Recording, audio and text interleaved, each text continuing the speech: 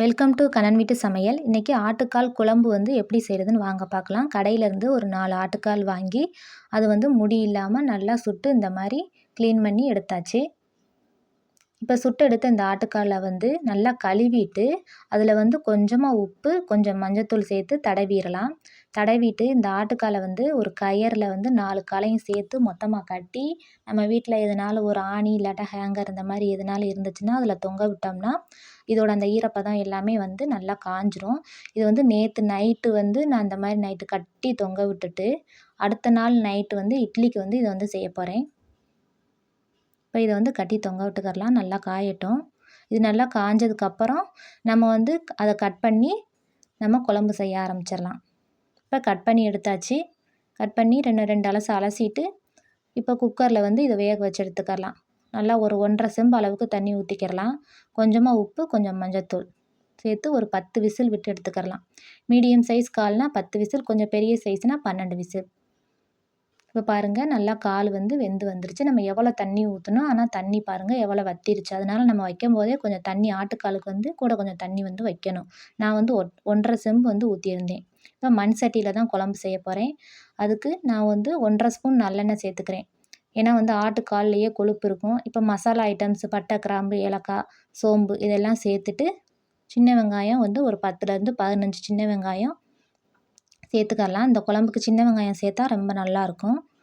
இது கூடவே 2 பச்சை மிளகாய் கீரி சேர்த்துக்கலாம். வெங்காயம் வந்து நல்லா வதங்கவும் கொஞ்சமாக ஒரு ஸ்பூன் அளவுக்கு இஞ்சி பூண்டு பேஸ்ட் வந்து இதில் வந்து சேர்த்துடலாம். சேர்த்துட்டு இஞ்சி பூண்டோட பச்சை வாடை போகிற அளவுக்கு நம்ம வந்து வதக்கிக்கிறணும். அடுப்பு வந்து கொஞ்சம் சிம்மில் வச்சுக்கிறலாம். இப்போ இது கூட ஒரு 2 தக்காளி, மீடியம் சைஸ் தக்காளி வந்து சேர்த்துக்கிறேன்.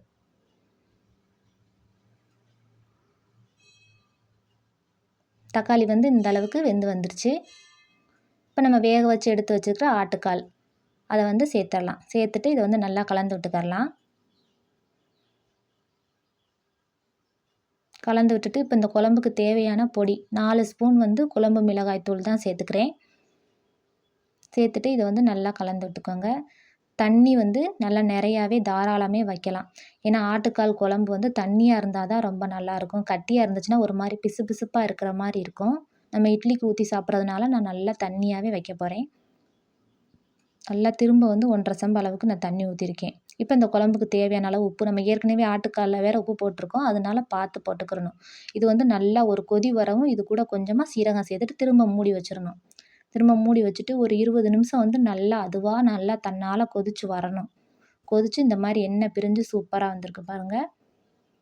இப்போ இந்த ஸ்டேஜில் வந்து சின்ன ஸ்பூனுக்கு 1 ஸ்பூன் அளவு மிளகுத்தூள் சேர்த்துக்கிறலாம். சேர்த்துட்டு கொஞ்சமாக கொத்தமல்லி, கொஞ்சம் கருவேப்பிலை சேர்த்துட்டு அடுப்பை ஆஃப் பண்ணிவிட்டு ஒரு மூடி போட்டு மூடி வச்சுருங்க. இப்போ 2 நிமிஷம் கழித்து திறந்து பார்த்தா பாருங்கள் சூப்பராக எண்ணெய் பிரிஞ்சு ஆட்டுக்கால் குழம்பு வந்து சூப்பராக ரெடி ஆயிடுச்சு. இப்போ இட்லி தான் செஞ்சுருக்கேன். அதுக்கு ஆட்டுக்கால் குழம்பு வந்து ஊற்றி சாப்பிட போகிறோம். நீங்களும் இதே மாதிரி செஞ்சு பாருங்கள். இட்லிக்கு ரொம்ப சூப்பராக இருக்கும். சாப்பாட்டுக்கும் ரொம்ப நல்லாயிருக்கும். தேங்க்யூ.